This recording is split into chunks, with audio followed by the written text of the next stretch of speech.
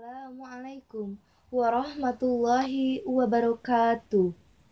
Alhamdulillah wassalatu wassalamu ala rasulillah Sayyidina Muhammad wa ala alihi wa sahbihi wa mawallah.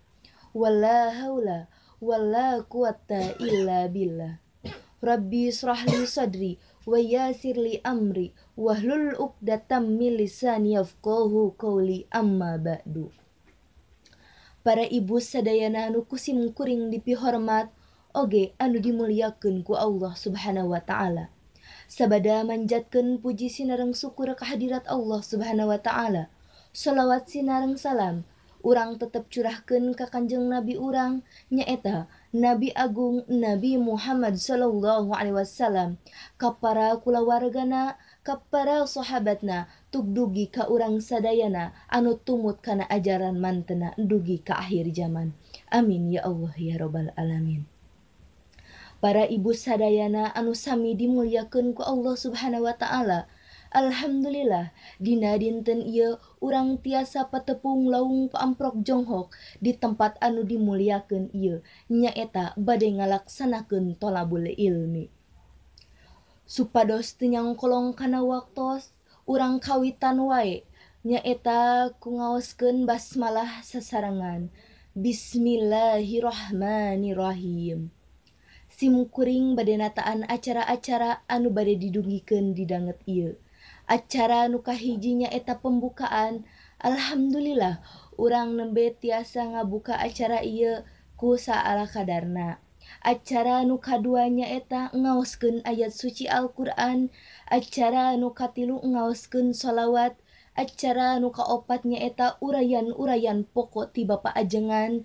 Acara nu kalima doa sinareng tutup. Urang teraskeun wae ka acara nu kadua nyaeta ngaoskeun ayat suci Al-Qur'an anu bade diaoskeun ku Ibu Yunita waktos disumanggakeun.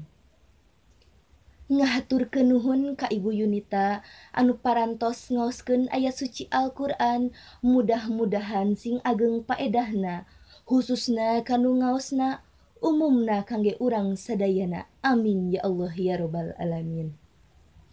Acara salajengna nyaeta acara nu katilu nyaeta ngaoskeun sholawat anu bade diaoskeun ku Ibu Dewi waktos disumanggakeun.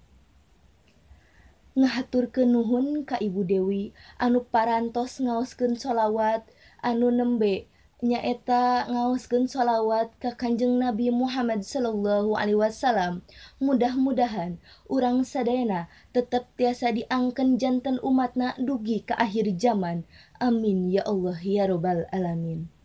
Acara salajengna nyaeta acara anu pokok nyaeta urayan-urayan pokok ti Bapa Ajengan waktos disumanggakeun.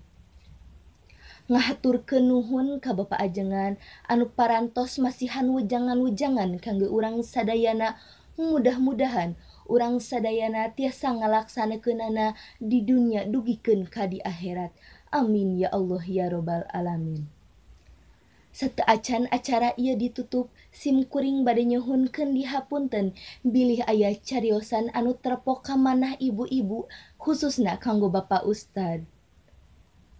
Ibu-ibu, acara demi acara parantos dilaksanakeun, doa atos diucapkeun ku Bapak Ustad. Atuh ayeuna mah urang tutup wae acara ieu ku ngaoskeun hamdalah sasarengan. Alhamdulillahirabbil alamin. Wabillahi taufik wal hidayah. Wassalamualaikum warahmatullahi wabarakatuh.